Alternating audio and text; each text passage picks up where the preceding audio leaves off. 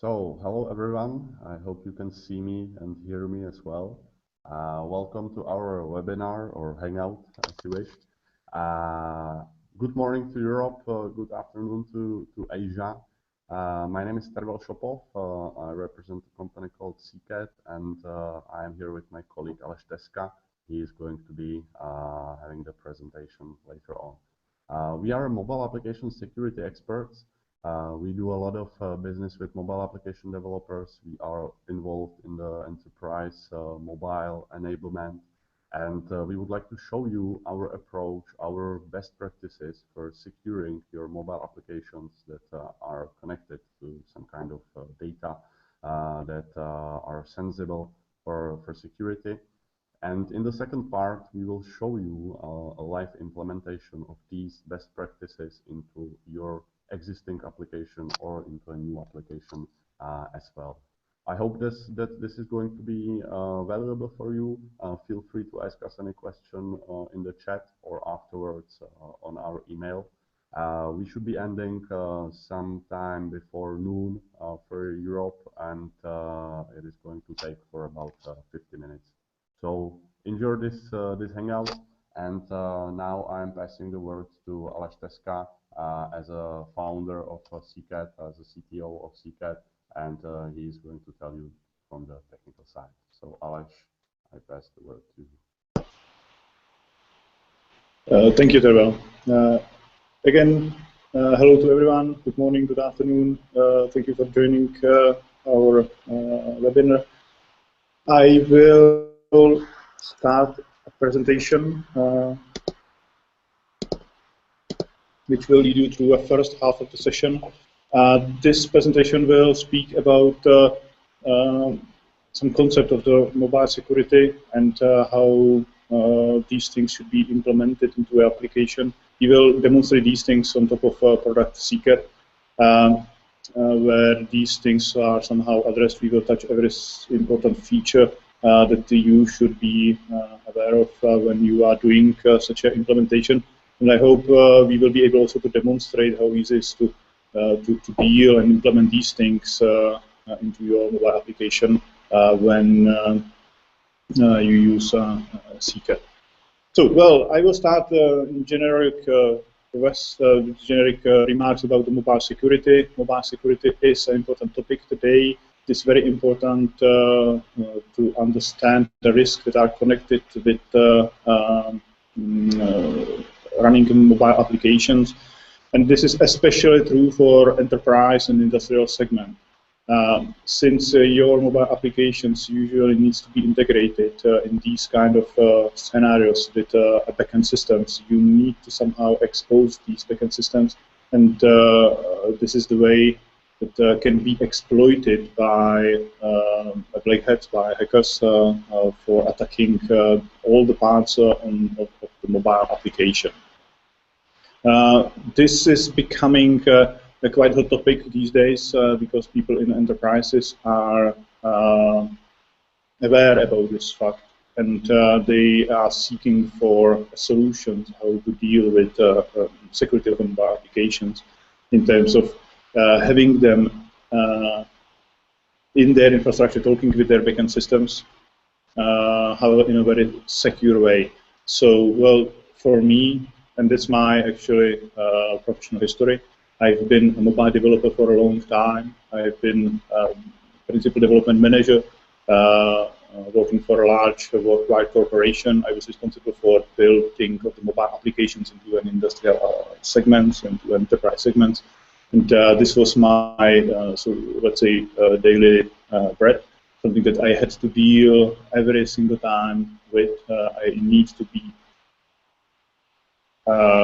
this application needs to be secured enough to fulfill all the expectations from security teams, from the business people, from the auditors, in order to not represent a threat against the infrastructure of the customer, of the enterprise, and also they need this application has to still deliver business functionality, features that has been requested by a customer. So I dealt with this in my personal or professional career in the past, and I know that this is very important, and this is kind of enabler for the enterprise mobility in terms of mobile applications that are customly built for an enterprise and industrial segment.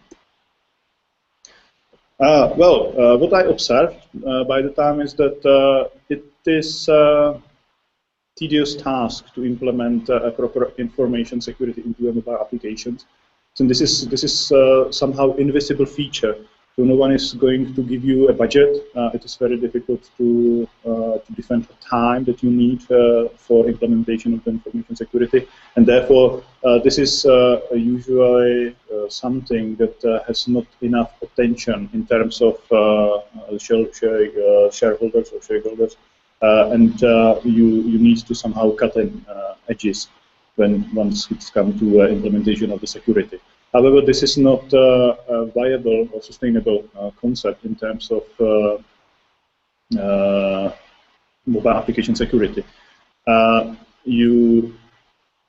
If you skip a proper implementation of the mobile application security, then you end up with a mobile application that is probably working, that has features that are requested by a customer.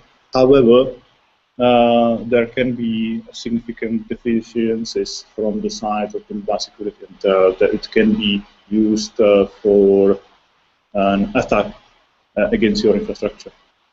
So this is why we designed a CCAT. CCAT is trying to fill this gap. CCAT is a tool for developers that should be included into a mobile application. And it should take care about these security aspects for developers without having need for investment of the developer's time, which I hope I will be able to demonstrate a bit later in the presentation. So, well, this is a common architecture of a typical enterprise mobile application. This is not only about the mobile application that is running actually on the mobile device, which is on the left side of the slide. However, it is also about backend systems, which are on the right side of the slide in the intranet, in the protected network of a typical enterprise. And this mobile device, and the mobile application is running on a mobile device, need to speak with the backend systems over the network. So you basically have three components that you need to deal with, and this is the mobile application itself, network path or network communication, and a backend system host or a data center where you are hosting your backend systems. And all these three places needs to somehow deal with the security. For CCAT specifically, we identified that the most important place where you need to protect your mobile application is a mobile application itself, obviously, a network path and the entry point into the data center. So CCAT is typically installed into a DMZ, into a demilitarized zone, the edge position in a network, and represent a single endpoint that is visible from the internet, and somehow isolate a backends from being directly accessible from the internet. This is an important remark because the majority of the attacks these days are against backends. They are not attacking a mobile application running on a mobile device, but they are targeting a backend system because this is usually a location of the most valuable data you have in a system. This is something where you as an attacker see the most of the value. So it is important to protect a mobile application itself. It's kind of important. It's very important to protect also a transportation network path by proper security in terms of like encryption and identity management on this line, and to isolate the backends from a direct exposure from the internet. As you can see, CCAT consists of two major components. One is the component that is becoming part of the mobile application. We call it SDK or library or framework, as you wish. And this is something that should be included into a mobile application that is protected by a secret. And the second component is a gateway. This is, as I already mentioned, a component that is to be installed into a DMZ. And these two components then create a persistent TLS encrypted channel, which serves as a kind of tunnel for a transmitting of the request or communication between a mobile application and the target host. So it is very difficult for an attacker to get into this tunnel, as I will demonstrate on the next slides. And attacker cannot speak directly with the host, where your backend is actually running, where you have a database, where you have an integration, and where possibly even other systems are running. Now I will go through particular features that are somehow available through a secret solution to you. I will start with the transport layer. Transport layer is a layer of the security that is put on top of the network communication. Secret implements TLS 1.2. It is a dedicated stack. It is not. We are not using a system stack. So this gives you the best available cryptography on the mobile devices, regardless and features of the mobile operating system, which can be problematic, for example, on Android, sorry, or on the older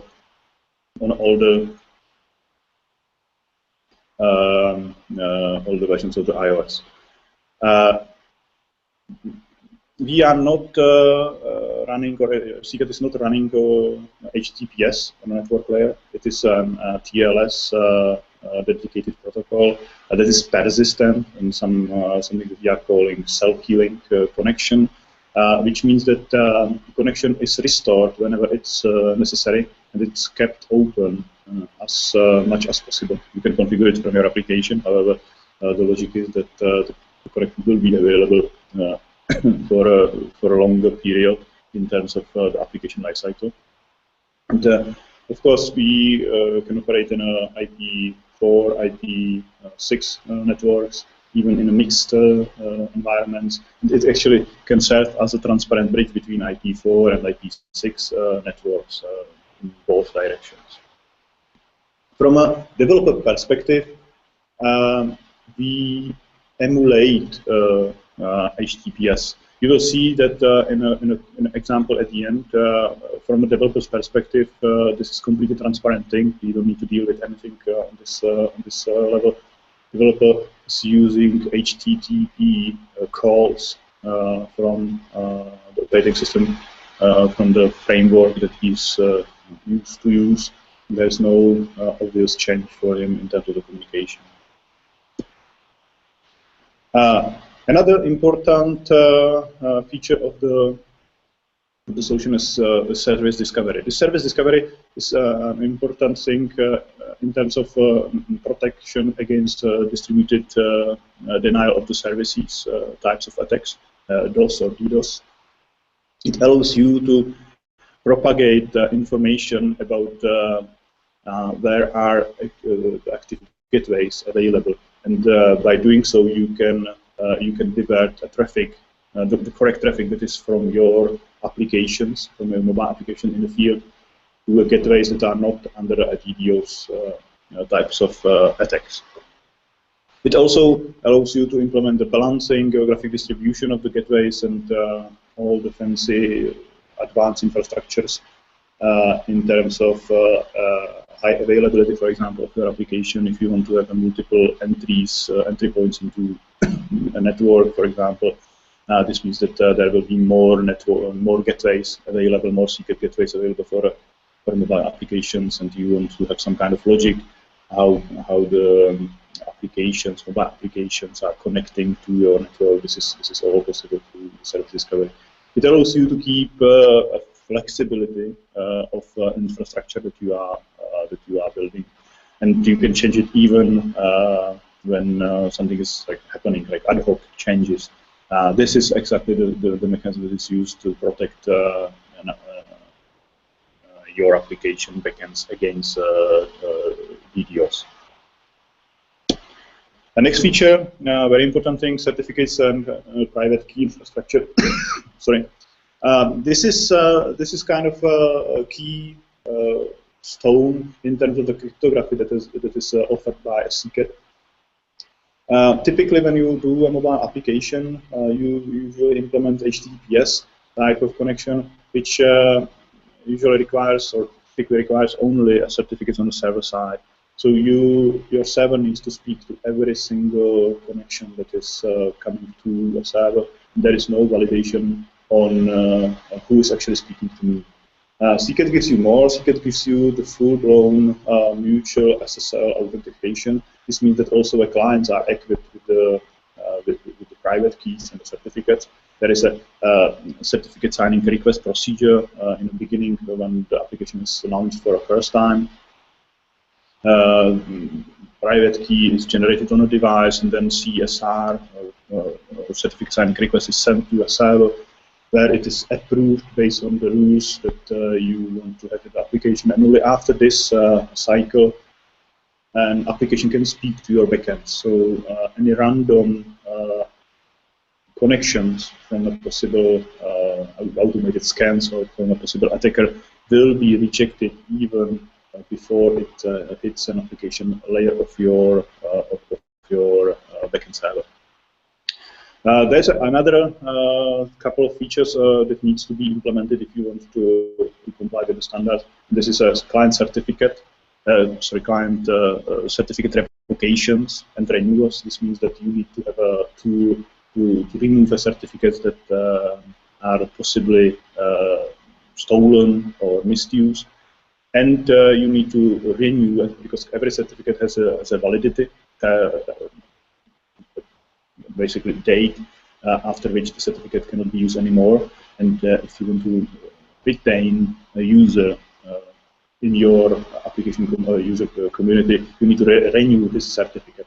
All these features are implemented by a Secret, and Secret does it complete transfer for application developers, so you don't need to do anything on top of it. Secret gives you to have all these things available in your application working from day one after this is implemented. And on top of it, there's one more thing, and that's an API that is available on both sides for mobile application and for on the gateway side, which allows you to interfere and improve or integrate these procedures into some larger systems. Very typical thing is, for example, connection to an Active Directory. If you want to have your mobile applications authorized against Active Directory server, you can do it by using this API. So you can link an application instance to a specific person in an Active Directory. So, for example, when this person leaves the company, this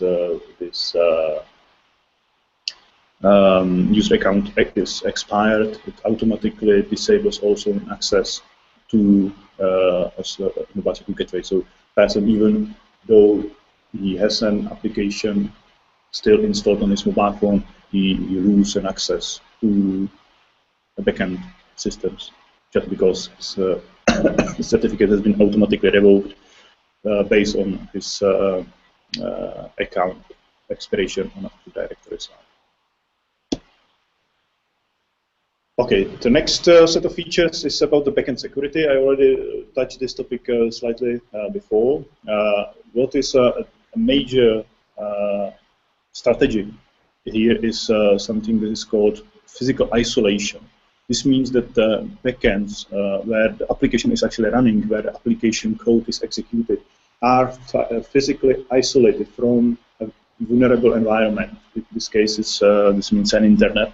So a random person in the internet cannot send a request which will hit an application layer of your backend. This means that you can be quite safe in terms of the zero-day attacks in terms of SQL injections, buffer overflows, or all these nasty stuff. Because even when there is such a thing in your application, since it is not directly exposed to the internet, it is quite difficult or even impossible to exploit this thing by an attacker. So the physical isolation of the backend is a very important aspect of the mobile applications that are running in the internet. I already mentioned mutual authentication using TLS. I will repeat what this means. This means that a gateway is not accepting requests from anybody. It is accepting requests only from clients that are equipped by a whitelisted certificate that has been generated before and went through an approval cycle.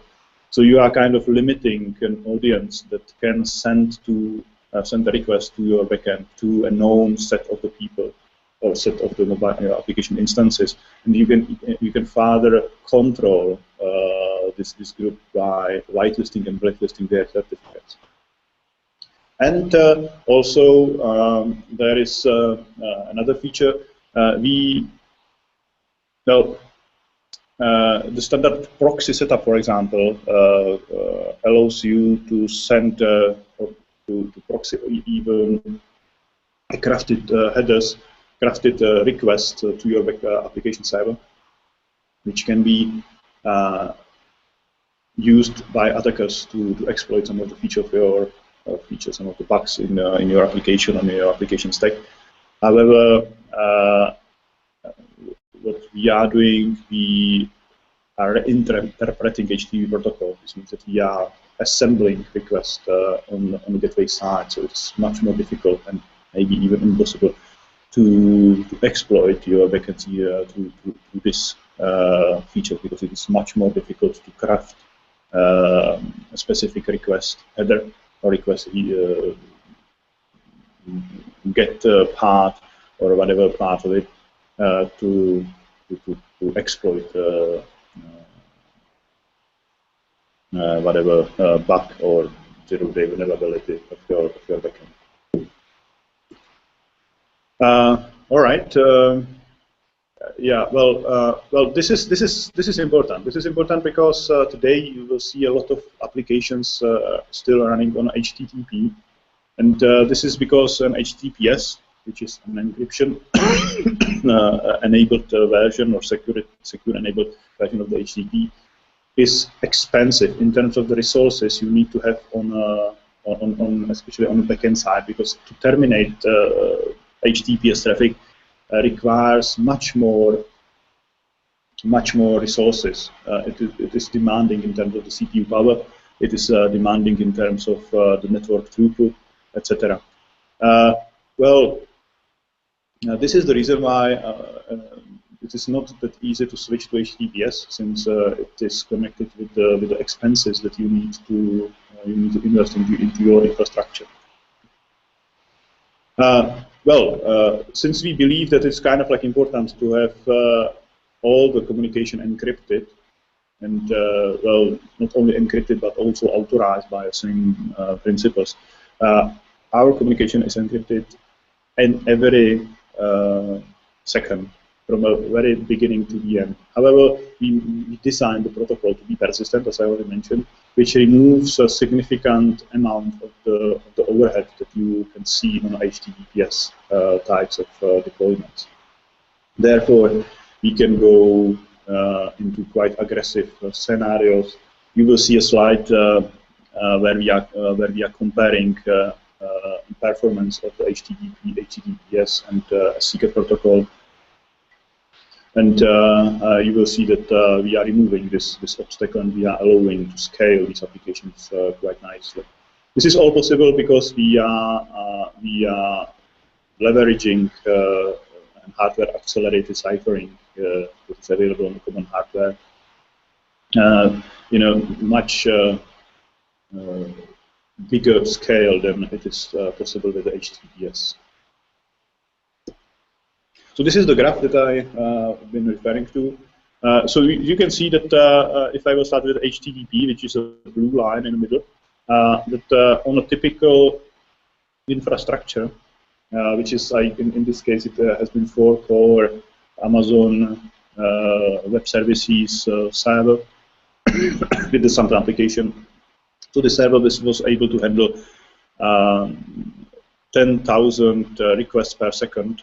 As a traffic, we use about a 4 kilobytes long XML message that has been sent by these clients every every second. And well, the server was able to reply with the rate of 10,000 messages per second. When we switch to HTTPS, which is a green line in the bottom of the chart, this performance dropped significantly, very close to 500 clients. And that's the reason why companies tend not to switch to HTTPS, because now you need maybe 8 times, maybe even 10 times more resources to handle the same traffic. So that's something that is very expensive. However, with a CCAT, and CCAT gives you still encryption and authorizations and all security features, you can return back to the original number, and you can go even above. So CCAT was able, on the same configuration, to terminate 15,000 clients on a single node. So that's the way how you can use to leverage this optimization in terms of the capacity, in terms of the throughput, and it can be used to switch to fully encrypted mode without paying extra for infrastructure, without having need to invest in any extra resources into infrastructure. So well, now we will,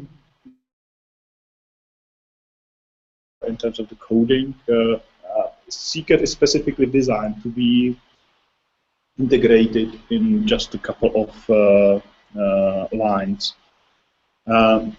You need to add a framework, which is the arrow on the left. You need to configure a CCAT, which is the 2 arrows on the right, and that's it. From this point on, your application is enabled sorry, for use of the CCAT, and you can do the same operations, same requests as you did before, which is what is visible here on this slide.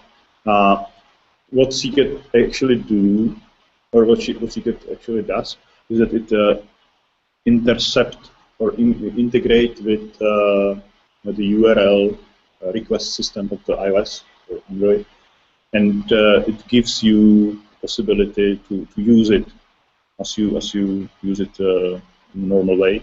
And however, it intercepts every call, and when it is equipped by this .CCAT extension, it is then forwarded to a backend, to our infrastructure, to a CCAT infrastructure.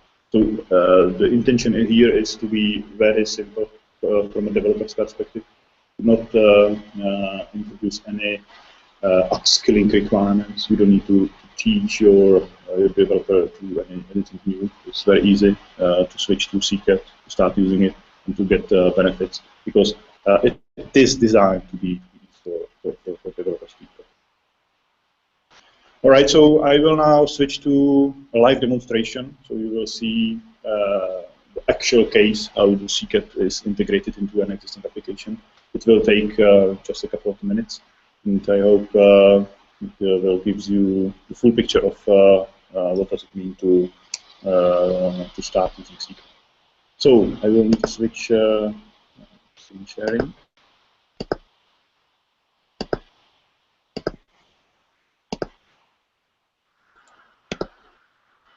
All right.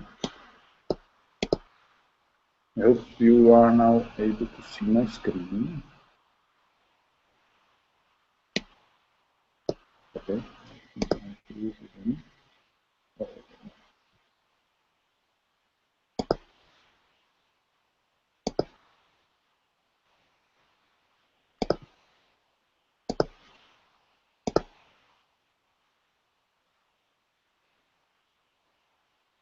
Okay.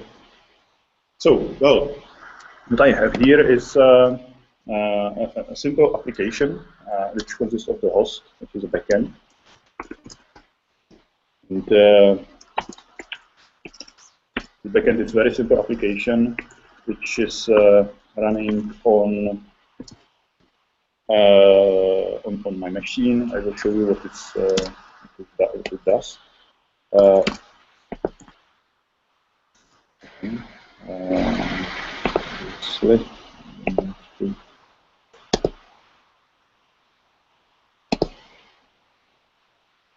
Check what the URL. So yeah, okay. So well, application is actually very simple. It will display on this endpoint, on this URL. It will display a random statement that is extracted from a so-called fortune command. You are familiar with that. So every time I hit this with a request from a browser, it will give me a random text. So this is my backend. This is what I want to protect. You can see that the implementation is actually very simple. And well, the second part of my application is a mobile application. It's a mobile application here. So well, you can see this is the server log. And the mobile application is doing the same thing. It will hit the URL of my computer, and it will request this string, and it will display this on the display of the mobile device. So let me compile this. Let me show you how it works. All right. So now we have a backend and hopefully an emulator running with the mobile application. Sure. Okay. So now you can see that now the mobile application is doing exactly the same thing. It is requesting through a network data from a backend, which is then displayed here on the phone. So this is our initial setup. Now I want to secure the communication between this mobile application and the backend by a secret. So I will use for this purpose a trial version of the secret that I downloaded on our site, but the tool I can work exactly the same way. I will uncompress and unzip this distribution, and I actually see that there are two things inside of this distribution. One is a gateway, which is a gateway. This is the server side of the secret, and a framework, which is a library, which I will have to integrate into my web application. So I will start with the gateway. So let me move the gateway on a directory where I have an example in. I will go to the directory. You can see that there are a couple of prepared keys here built for trial purposes, a configuration, and a gateway itself, the executable of the gateway. So what I need to do, I need to first adjust the configuration. I will open that in a text editor.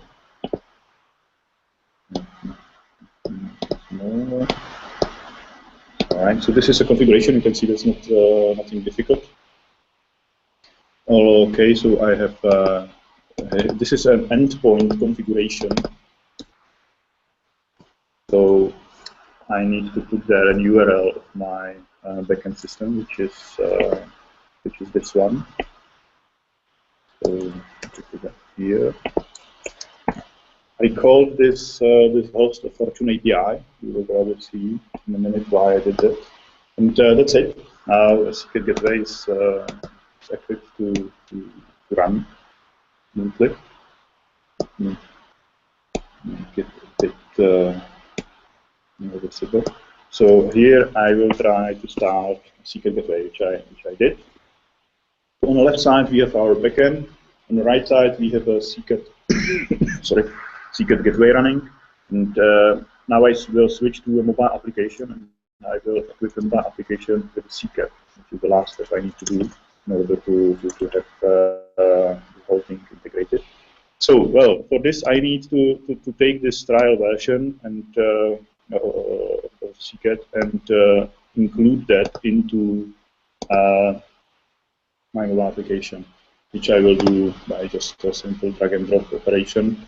Now it is here. Then I need to switch to an application delegate and configure secret.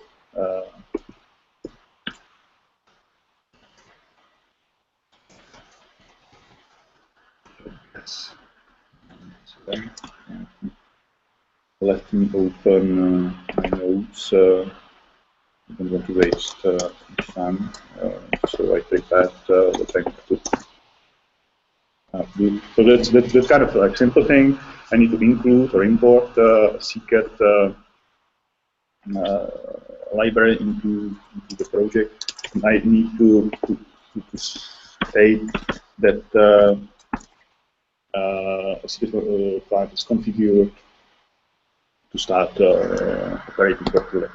And here in this place, I also need to say that the communication should happen through a secret.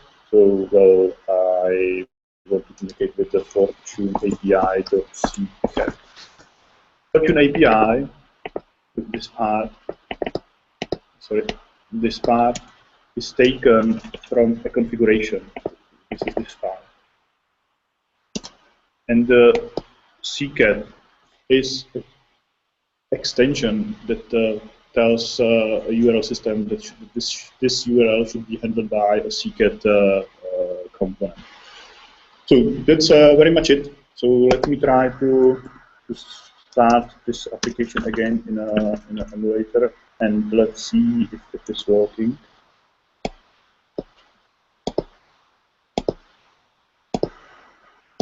All right, so keychain not ready. All right, so let me stop the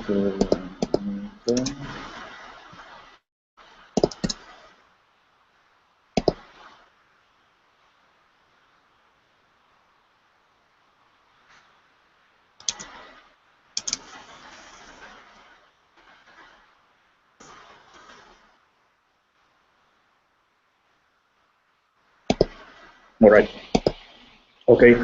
So now what I can see is that it is making a request through an API, but I'm getting some kind of error. This means something is not configured properly. The error is seen here. You see this double slash in the beginning. Okay, this double slash comes from the fact that I use the slash here in this configuration of the secret gateway. So let me remove that, and I will restart the gateway and try this again.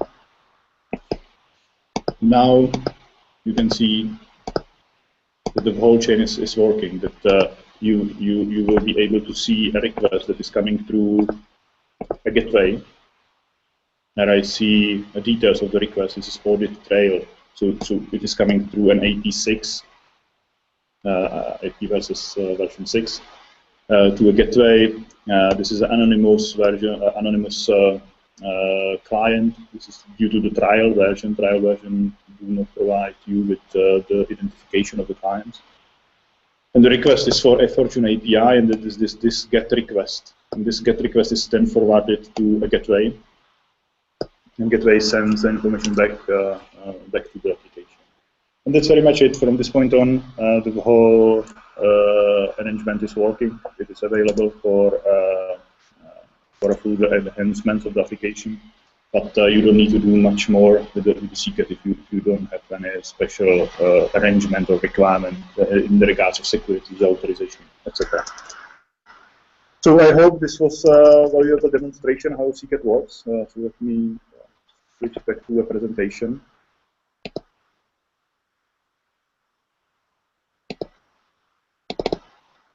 I have only a couple of last slides. This is how Secret actually looks in an actual application. You probably understand already. You probably understand already that this is something that is not visible to a user in any way.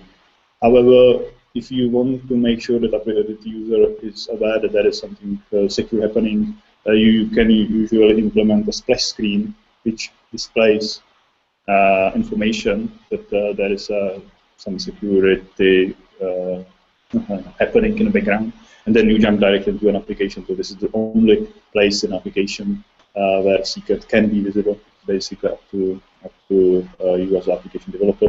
The full version use a little bit more advanced handshake version, mechanism than a trial.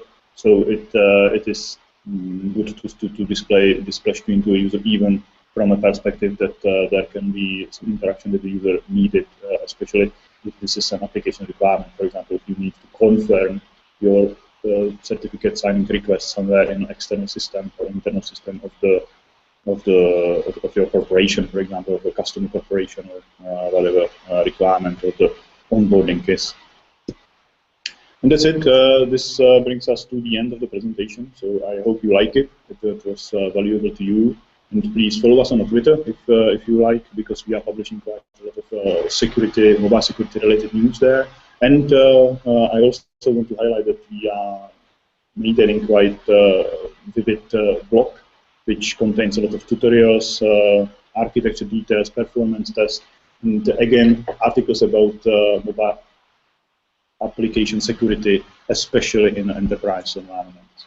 So thank you again, and I hope we will be in touch somehow soon. And let me pass the word back to Tervel. So thank you, Alesh. So I hope you enjoyed the demonstration. For those of you who are wondering how this works from the commercial point of view, let me just give you a quick overview. We do not intend to sell this to mobile application developers. We partner up with mobile application developers, and when we find a delivery or application where this is needed, we find a way how to include it in the offering so it is competitive, and so it can provide you with a bigger, let's say, probability of getting the deal and succeeding in the deal. For those of you who are owners of a mobile application, I will just give you a quick information. Our pricing is set the way that it is always cheaper to use the best practices that we packaged than to develop them on your own. So feel free to get in touch with us. We would be glad to give you a demo presentation in your application, make some kind of a workshop, and see whether it would fit your needs, and if it would help you to fulfill security requirements that you have to deal with. As Alesh already said, feel free to get in touch with us via Twitter, our webpage, or any other contact that you can find, and you will be followed up with an email after this, so we can stay in touch also in there. Thank you very much for your attending, and I hope to see you or hear you soon